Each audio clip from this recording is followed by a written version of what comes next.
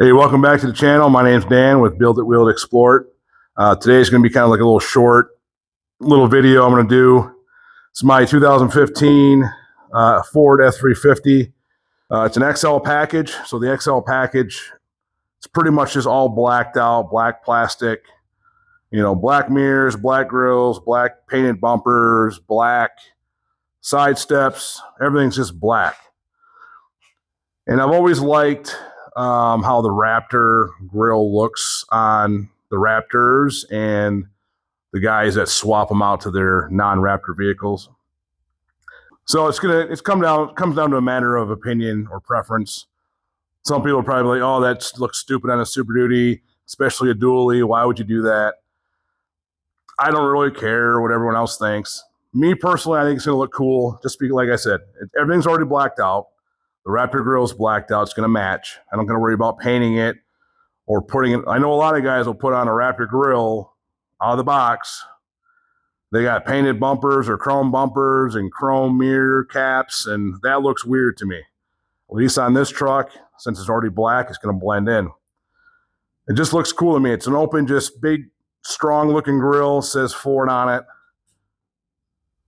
And then having the 3 orange running lights, to me also, will go hand in hand with the running lights on the mirrors and the roof lights. So, me personally, I think it's going to look cool. All right, so this is what it looks like. This is how it comes. So obviously, it's not a Ford licensed part, so they can't sell it complete. But you get some missing letters that simply just mount and screw on to the grill. Comes with a nice wiring harness for the 3 orange running lights, and then the hardware to attach the letters. So I grabbed this off of I just did a search and actually came across another guy's YouTube video putting this on his same 11 to 16 Super Duty.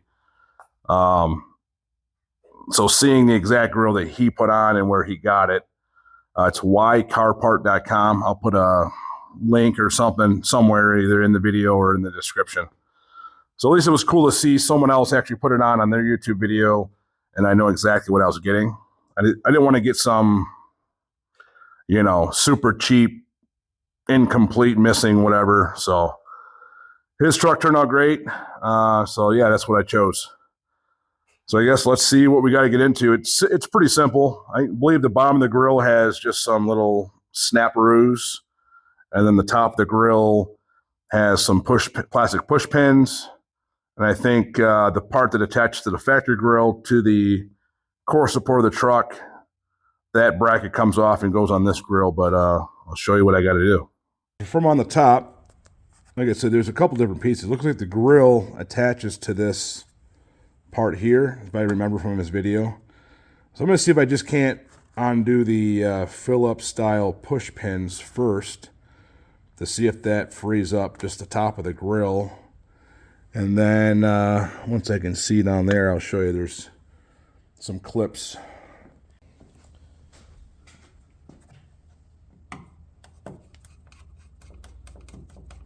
This seat's never, oh, there it goes.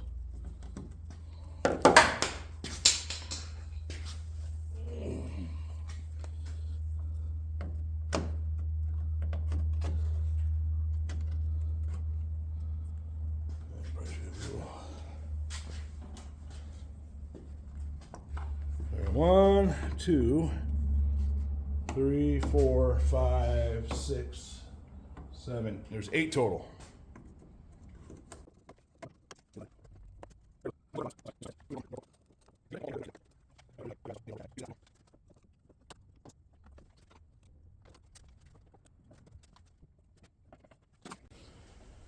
All right, so all those are off. All right, so that was the weather strip. That's what that was for. Okay. I don't remember that part of the video. So the grill itself, it's got these larger push pins.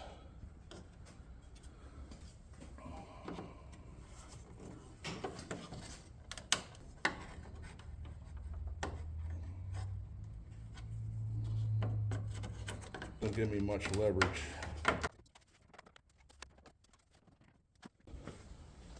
All right, so all those are out. And there's one 10mm bolt right here.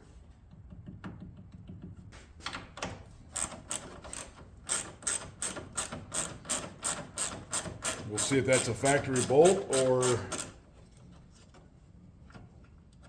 unless these were all bolts at one point and then they got replaced. All right, so that definitely pulls the whole grill away. All right, so I know this seems overly complicated, but pulling this off just gives you more room to see everything else. Pulling these pins out and the one 10mm bolt does separate the grill. But now remember, this panel comes off because it basically will give you this 4 or 5 inches of space to reach down to undo the clips on the bottom of the grill. So there's 1, 2, 3, 4 more 10mm bolts to remove that section, and then we'll be able to see the bottom clips.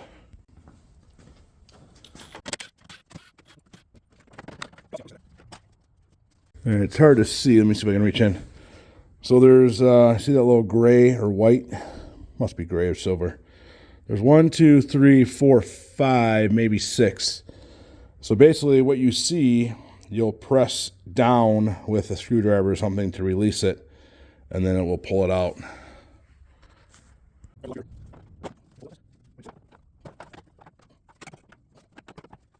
All right, so if I'm using the tip of the screwdriver towards the grill, you can feel it just quickly release.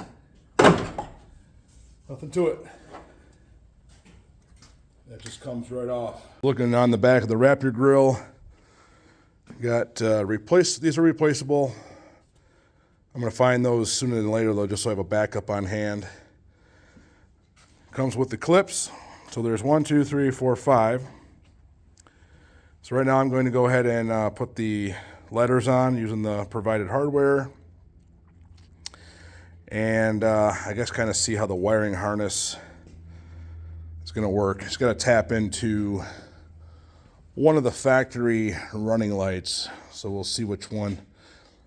Looks like passenger one's way easier to get to. This being a gas truck, I'm assuming there's probably another battery. There'd be dual batteries on a diesel truck. So I have the space.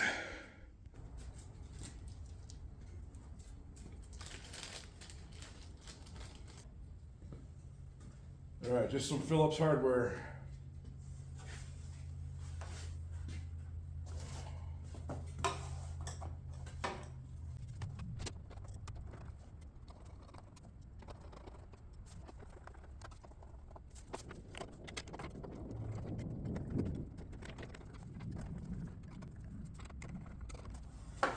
All right, how's that look? Sweet. All right, so like I said, it comes with a nice harness. It's got nice, like, WeatherTech style, waterproof or weather resistant, what do you call it, grommets and stuff on them. So just like a factory connector, push and connect.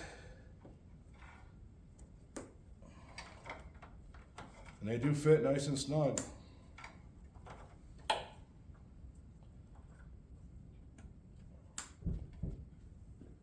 All right, so those are connected. I'm gonna get the grill in place. All the wiring will be done not really behind the grill, but snap it in place, and then, you know, it's a universal harness, so I mean you could bring the wire whatever direction you want, which makes it nice. So we'll get this installed. Kind of self-explanatory, but these are the locations that the grill snaps into. We'll snap the bottom in first, and then it will kind of pivot in a way, and then we'll go ahead and get the rest of the stuff assembled depending on how we're going to run the wire. There's enough stuff to just kind of zip tie the harness to up out of the way of anything. So we'll figure that out, and then we'll have all the excess slack in this area behind the passenger headlight.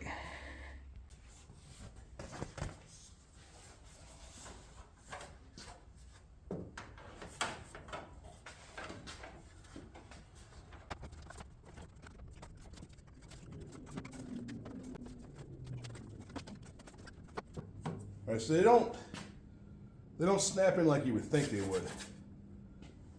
I don't want to force it, so what I was doing, I was just going in, applying pressure and kind of helping it guide its way in. So they're in. All right, so that's in. Kind of see how we're gonna zip tie these wires together. Just did a quick test fit. I put the wires temporarily before I mounted them, just kind of through some safe gaps, and then I test fit that, I guess I'll call it a header panel. And there's all this open area is open when that panel's on, so that way the wiring is more exposed to if I have an issue. Plus there's already some pre-drilled holes I can zip tie it to, and that just makes a lot of sense. That way it's kind of up and protected, not interfering or getting hot on the power steering cooler or the radiator, etc. And then that will guarantee no wires being shown behind the honeycomb area. All right, so I was able to pretty much zip tie them all together, if you can see it, and then wire loom it and shoot out this gap here, and then everything will fit nicely just right above the grill area. In my mind, so I just routed that wire underneath here, secured, so that worked out. So now I'm just going to put this header back in, bolt that down first.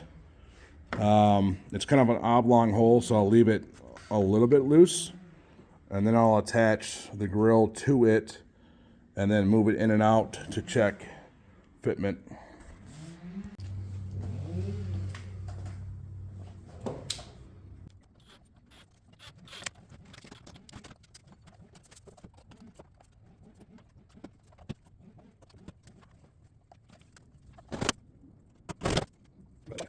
All right, so of course the last hole I got to on the grill, there was some flashing in it, so I just had to take the drill and clear that out. So the grill is attached to the header via the big push pins.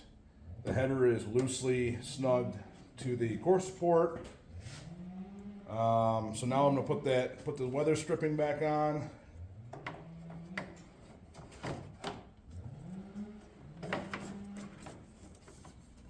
That just fits on one way.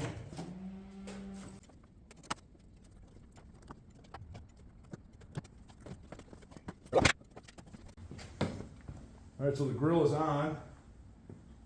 I'm going to close the hood carefully and just see if I need to adjust it inward or outward for the hood.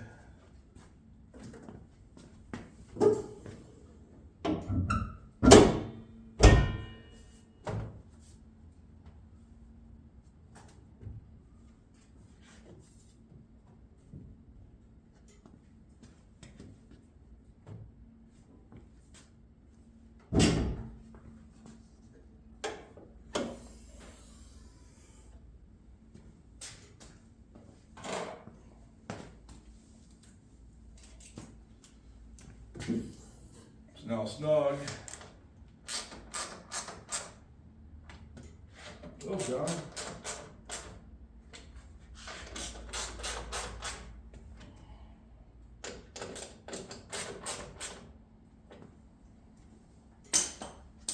Check it one more time.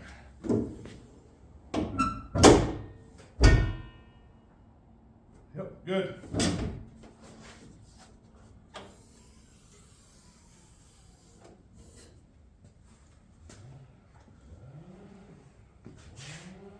Do a test, just probably should have tested them already.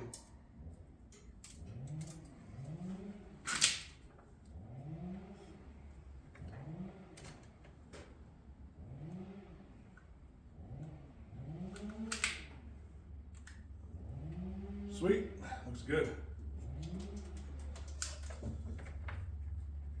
As far as wiring goes, you saw in the last clip, I think I tested it. They turned on, they work, sweet. So again, on the passenger side headlight, I got a lot of room here, and I'm going to tap into the side marker here. I'll show you in a sec. I just tested to verify which one's positive on the 2 wires, so we'll get that stuff tied together. I don't like cutting factory wire, but I wanted to cut it to be able to connect it all and actually solder it. I don't like those crimp-on connectors. I'm just going to wrap this up, plug it back in, and we'll be good.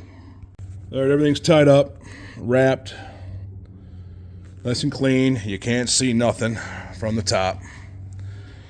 So let's put the hood down and see how it looks. I'll turn the lights off. Again, I personally think it looks sweet. I know there's going to be some people that don't like it, but yeah, I like that. That looks cool.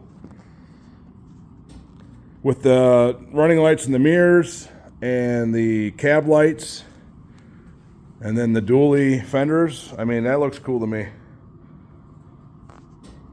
All right, well, that wraps up this video.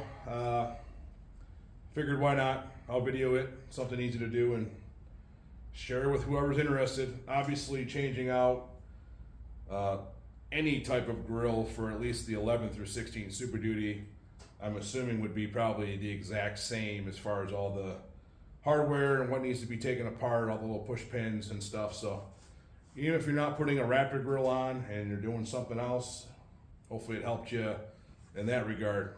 So like always, thanks for watching. See you in the next one.